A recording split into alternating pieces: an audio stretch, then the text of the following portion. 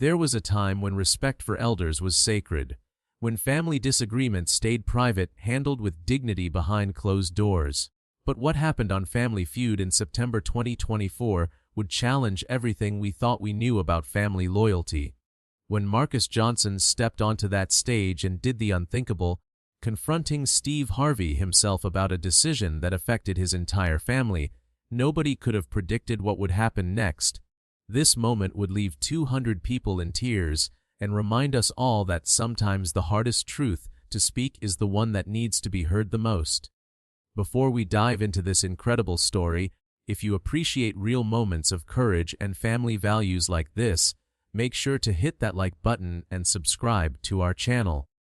We bring you the most powerful Family Feud moments that restore your faith in what really matters. Marcus Johnson was 62 years old. For 35 years, he had worked as a high school principal in Detroit, Michigan, dedicating his life to shaping young minds and keeping troubled kids on the right path.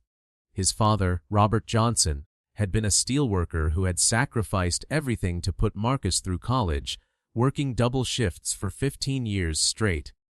Robert had passed away just 8 months before this Family Feud appearance, and Marcus wore his father's watch every single day as a reminder of the man who had taught him that honesty and integrity mattered more than comfort or convenience.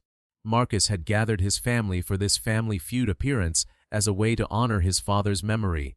The Johnson family consisted of Marcus, his wife Patricia, his younger brother David, his sister Angela, and his nephew Jerome. They had applied for the show together, hoping to win some money that would go toward a scholarship fund they were establishing in Robert Johnson's name. Their father had always said that education was the key to breaking cycles of poverty, and the family wanted to honor that belief. But there was tension beneath the surface that the studio audience could not see. Marcus's brother David had always been the family peacemaker, the one who avoided conflict at all costs. Their sister Angela had a tendency to make impulsive decisions without thinking through consequences. And Jerome, Angela's 26-year-old son, had just graduated from law school and was perhaps a bit too confident in his abilities. Marcus knew his family well, and he knew that under pressure, things could either come together beautifully or fall apart completely. What Marcus did not know was that in just a few minutes, he would be forced to make a decision that would test every principle his father had instilled in him. A decision that would require him to choose between keeping the peace and standing up for what was right. A decision that would put him face to face with Steve Harvey in a confrontation that nobody saw coming. The Johnson family had performed well in the main game, winning 3 rounds decisively. Their chemistry was good, their answers were solid, and they were clearly the stronger team against the Martinez family from Arizona.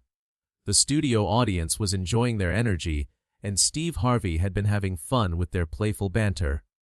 Everything seemed to be going perfectly. Then came the final round, the one that would determine which family would advance to fast money. The question appeared on the board. Name something a teenager might hide from their parents. It was a straightforward question, the kind that usually generated obvious answers like phone, boyfriend or girlfriend, or bad grades. Marcus was at the podium, ready to give his family the opportunity to play or pass. He buzzed in quickly, and Steve turned to him with that familiar encouraging smile. Marcus, name something a teenager might hide from their parents. Marcus thought about his years as a principal, about all the conversations he had with parents and students. He thought about the serious issues he dealt with daily. His answer was immediate and sincere: drugs. The audience murmured slightly. It was a more serious answer than usual, but it was certainly realistic. Steve nodded and said, "Drugs. Good answer, good answer." The board revealed the answer. It was there, but it was the 5th answer with only 6 points. Marcus had the choice to play or pass. Looking at his family, seeing their confident nods, he said, "We're going to play, Steve." What happened next unfolded like a slow-motion disaster. Patricia went next, and her answer of boyfriend or girlfriend was the number 2 answer with 23 points. The family was encouraged. David followed with phone, which was the number 1 answer with 38 points. The Johnson family was building a commanding lead. Then came Angela's turn.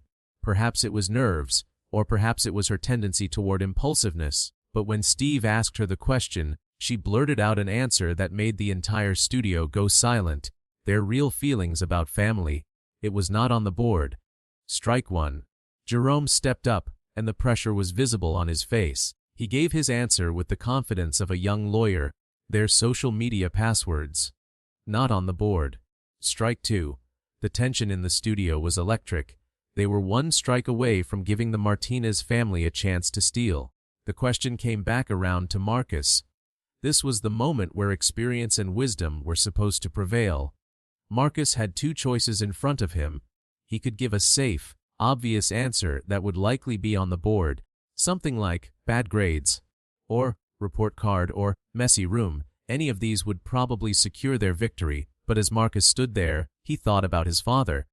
He thought about all the teenagers he had counseled over the years who had hidden serious problems because the adults in their lives were not paying attention. He thought about the students who had come to him with issues of depression, anxiety, abuse, and addiction that their parents had completely missed because they were focused on surface-level concerns. Marcus made a decision that shocked everyone.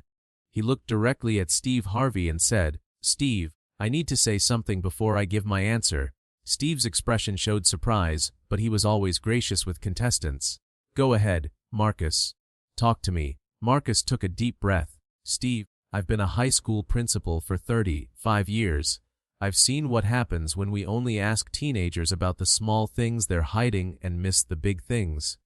We ask about phones and grades and curfews, but we don't ask about the real struggles they're facing. My father taught me that honesty matters more than winning, and I have to be honest right now." The studio had gone completely quiet. Steve's expression was unreadable, but he was clearly paying close attention to what Marcus was saying. Marcus continued, "My family wants to win this money for a scholarship fund in my father's name. But if I stand here and give you an answer just to win, without being truthful about what teenagers are really hiding, I'm dishonoring everything he taught me. So I'm going to say something that might not be on the board, but it's the truth that needs to be said." Steve looked at Marcus with genuine curiosity now. "What's your answer, Marcus?" "Mental health struggles," Marcus said clearly. Teenagers hide their depression, their anxiety, their thoughts of self-harm because they're afraid their parents will judge them or not understand. That's what they're really hiding, Steve. And we need to start paying attention." The studio was silent for what felt like an eternity. Steve looked at Marcus with an expression that was difficult to read. The board sat there, waiting to reveal whether Marcus's answer would appear. But before they could check the board, Steve Harvey did something unexpected. He set down his cards and walked directly up to Marcus. The cameras kept rolling, but this was no longer about the game. "Marcus," Steve said, his voice carrying a weight that the audience had rarely heard from him. "In all my years of hosting this show, I have never had a contestant stop the game to make a point like you just did. You know you might have just cost your family this game, right?" Marcus nodded, his jaw set with determination. "Yes, sir, I know. But some things are more important than winning a game show." Steve looked at him for a long moment, and then something remarkable happened. Steve Harvey's eyes filled with tears. He took a step back and addressed the entire studio. "Ladies and gentlemen, I need to tell you something. This man right here just taught me a lesson I didn't know I needed to learn. Marcus, you didn't just answer a question. You confronted me, you confronted all of us, with a truth that we need to hear." Steve turned to the audience, his voice growing stronger. "How many of us have teenagers in our lives? How many of us ask them about their phones, their grades, their friends, but we never ask them how they're really doing inside? How many of us would rather talk about curfews than mental health?" The audience was completely silent, many nodding in recognition. Steve turned back to Marcus. "Your father raised you right, Marcus. He raised you to speak truth even when it's uncomfortable, even when it might cost you something. That's courage. That's integrity. That's what we need more of in this world." Then Steve did something that had never happened in Family Feud history. He called the producers over right there on stage. The conversation was brief, and when Steve turned back to Marcus, his expression was resolute. "Marcus, We're going to check the board for your answer. But before we do, I want to make you a promise. Regardless of whether mental health struggles is on this board, I'm going to use my platform to talk about this issue. I'm going to have conversations on my talk show about teenage mental health. I'm going to make sure that what you just said here doesn't get lost in a game show moment. The audience erupted in applause, but Marcus held up his hand, his expression humble. Mr. Harvey, with respect, this isn't about me or my moment. This is about all those kids sitting at home right now who are struggling and don't think anyone cares. If we can use this platform to reach even one parent who starts really listening to their teenager, then whatever happens with this game doesn't matter. Steve nodded, visibly moved. Let's check the board. Survey said. The board revealed the answer. Mental health struggles was not there. Strike 3. The Johnson family had lost their chance, and the Martinez family would have an opportunity to steal. But something unexpected happened. The Martinez family captain, Mrs. Martinez, stepped forward and did something that shocked everyone. She walked up to Steve Harvey and said, "Mr. Harvey, we need a moment to talk as a family before we give our answer." Steve nodded, and the Martinez family huddled together. The cameras captured Mrs. Martinez speaking earnestly to her family members, who were all nodding. When they broke their huddle, Mrs. Martinez approached the podium with tears in her eyes. "Steve, my family has talked, and we've made a decision. What Marcus just said hit home for us in a way we didn't expect. My daughter Jessica is 17, and 6 months ago she tried to take her own life. We had no idea she was struggling. We were too busy worrying about her grades and her college applications to see that she was drowning." The studio was completely silent except for the sound of Mrs. Martinez's voice, thick with emotion. Marcus is right. Teenagers hide their mental health struggles, and parents miss it because we're not asking the right questions. So we're not going to steal this game. We're going to pass. Steve Harvey stood there, tears now flowing freely down his face. "Mrs. Martinez, you can't pass. Those aren't the rules." "Then we'll give a wrong answer on purpose," Mrs. Martinez said firmly, "because some things matter more than $20,000. If our being here today can help other families avoid what we went through, then that's worth more than any prize money." The entire studio erupted. People were on their feet, crying, applauding, embracing. The producers were scrambling, not sure how to handle a situation that had never occurred in the show's history. Steve Harvey gathered both families together on stage. "We're going to do something different here today," he announced. "Both of these families just showed us what real family values look like. The Johnsons had the courage to speak truth even when it cost them. The Martinez family had the courage to show vulnerability and sacrifice their chance at winning to support that truth." He turned to the producers again. "Both families are going to fast money. I don't care what the rules say. We're making an exception today." The audience's standing ovation seemed to shake the entire studio. What happened after that taping would ripple far beyond the studio walls. When the episode aired 6 weeks later, the response was immediate and unprecedented. The segment went viral within hours, but this time it was different from typical viral moments. This was not about entertainment or shock value. This was about a message that resonated with millions of families across America. Within 24 hours, the National Suicide Prevention Lifeline reported a 40% increase in calls from teenagers seeking help. Mental health organizations across the country saw spikes in parents reaching out to learn how to better communicate with their children. School counselors reported that the episode became a conversation starter in classrooms nationwide. Steve Harvey kept his promise. 2 weeks after the episode aired, his talk show devoted an entire week to teenage mental health. He brought in Marcus and Mrs. Martinez as guests, along with mental health professionals, teenagers who had struggled with depression and anxiety, and parents who had lost children to suicide. The conversations were raw, honest, and desperately needed. Marcus's father's scholarship fund received donations from across the country, far exceeding what they would have won on Family Feud. But more importantly, the fund expanded its mission.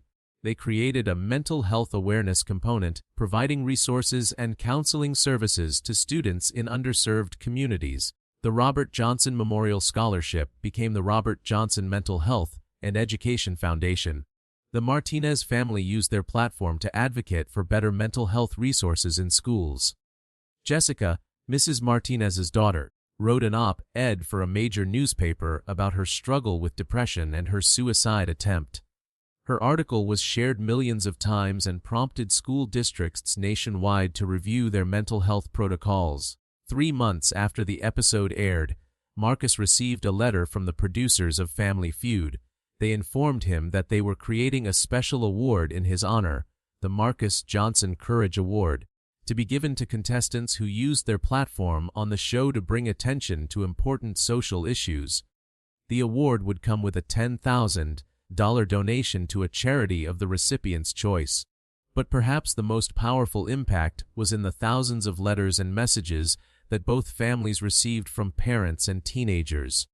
Parents wrote about how the episode had prompted them to have real conversations with their children for the first time. Teenagers wrote about how seeing adults talk honestly about mental health had given them the courage to seek help. One letter in particular stood out. It was from a 15-year-old girl named Sarah who wrote to Marcus. "I was planning to end my life the night your episode aired. My mom was watching Family Feud while I was in my room writing my goodbye note. She called me out to see something, and I watched you stand up to Steve Harvey and tell the truth about what teenagers hide. After the show ended, my mom turned to me and asked, 'Are you okay? I mean really okay?' And for the first time, I told her the truth. You saved my life that day, Mr. Johnson. Not the $20,000 you didn't win, but the truth you were brave enough to speak." Marcus kept that letter framed in his office at school, and on difficult days, he would read it to remind himself why honesty and courage mattered more than comfort. Steve Harvey spoke about the experience often in interviews. "That moment changed how I approach my job," he said. "I realized that I have this platform, this opportunity to reach millions of people every day, and I can choose to use it for more than just laughs and games." Marcus Johnson reminded me that sometimes the most important thing you can do is speak an uncomfortable truth that needs to be heard. 1 year after the episode aired, Family Feud hosted a special reunion show. Both the Johnson family and the Martinez family returned, this time not to compete but to share updates on what had happened since their appearance. The statistics were powerful. Over 50,000 families had reached out to mental health organizations, citing the episode as their motivation to seek help.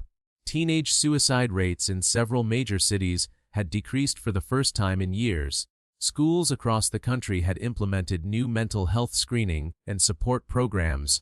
During the reunion, Marcus shared something he had never revealed before. "The night before we taped that episode, I had a dream about my father. In the dream, he was sitting at our kitchen table, and he looked at me and said, 'Son, winning isn't always about coming in first. Sometimes winning is about having the courage to say what needs to be said.' When I woke up that morning, I knew that if the moment came, I had to be willing to speak the truth, no matter what it cost me." Mrs. Martinez shared her own revelation. "When we huddled as a family to decide whether to steal, my daughter Jessica looked at me and said, 'Mom, if we take this money after what Marcus just said, we're saying that money matters more than the message. Is that who we are?' And I realized in that moment that my 17-year-old daughter understood something I was still learning. That character is defined by the choices you make when it would be easier to stay silent." The reunion episode included testimony from mental health professionals about the tangible impact the original episode had created. Dr. Patricia Williams, a child psychologist, explained, "What Marcus and the Martinez family did was break through the stigma and shame that keeps families from talking about mental health. They modeled vulnerability and courage in a way that gave millions of other families permission to have difficult conversations. The ripple effects of that single moment have been measurable and significant." 5 years later, the impact continued to grow. The Robert Johnson Mental Health and Education Foundation had expanded to operate in 15 states, providing counseling services, educational resources, and crisis intervention to thousands of students annually. The foundation had partnered with schools to train teachers and administrators on recognizing signs of mental health struggles in students. Jessica Martinez had become a licensed social worker specializing in adolescent mental health. She spoke at schools and conferences about her own journey and the importance of creating safe spaces for teenagers to express their struggles. She often began her presentations by showing the clip of Marcus's confrontation with Steve Harvey, saying, "This is what courage looks like. This is what it means to choose truth over comfort." Marcus retired from his position as principal, but continued to work with the foundation, developing curriculum and training programs for educators. He often reflected on that day on Family Feud, saying, "Me father used to tell me that your character is tested in the moments when no one would blame you for taking the easy way out." Standing on that stage, I had every reason to just give a safe answer and win the game. But I heard my father's voice asking me what kind of man I wanted to be. The answer was clear. The relationship between Marcus and Steve Harvey evolved into a genuine friendship. Steve invited Marcus to be a regular guest on his talk show whenever they discussed issues related to education, family values, or mental health. Steve often introduced Marcus by saying, "This is the man who reminded me that my job isn't just to entertain. It's to elevate the conversation and use my platform for good." During one appearance, Steve shared a personal story that brought the audience to tears. "After Marcus confronted me on Family Feud, I went home and had a real conversation with my own kids. I asked them the hard questions I had been avoiding, and one of them opened up to me about struggles I didn't know they were facing. Marcus, you didn't just help other families that day, you helped mine too." The episode has been studied in communication courses, psychology programs, and media studies classes across the country. Professors use it as an example of how authentic moments on television can create social change, how individual courage can inspire collective action, and how speaking difficult truths can be more powerful than any scripted content. 10 years after that memorable day, a documentary was produced about the far-reaching impact of those few minutes on Family Feud. The documentary traced the stories of dozens of families whose lives had been changed by watching the episode. It showed how the mental health conversation in America had shifted, how schools had transformed their approach to student wellness, and how one man's decision to speak truth had created a cascade of positive change.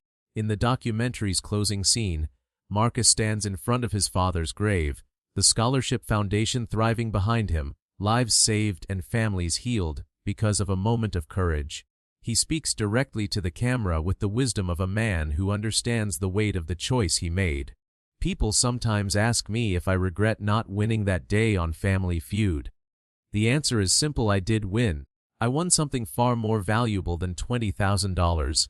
I won the knowledge that when it mattered most, I chose integrity over convenience. I chose my father's values over a prize. And in doing so, I learned that sometimes the most important victories are the ones that look like losses in the moment. The documentary ends with a simple statistic that puts everything in perspective. Since that episode aired, over 200,000 families have sought mental health support for their teenagers, citing Marcus's moment on Family Feud as the catalyst. Teenage suicide rates in communities with active mental health programs inspired by the foundation have decreased by an average of 18%. Thousands of lives saved, families healed, futures preserved, all traceable back to one moment when a man chose courage over comfort. As the screen fades to black, Marcus's voice offers one final truth. "My father taught me that real courage is not the absence of fear. It's the willingness to do what's right even when you're afraid of the cost." That day on Family Feud, I was terrified.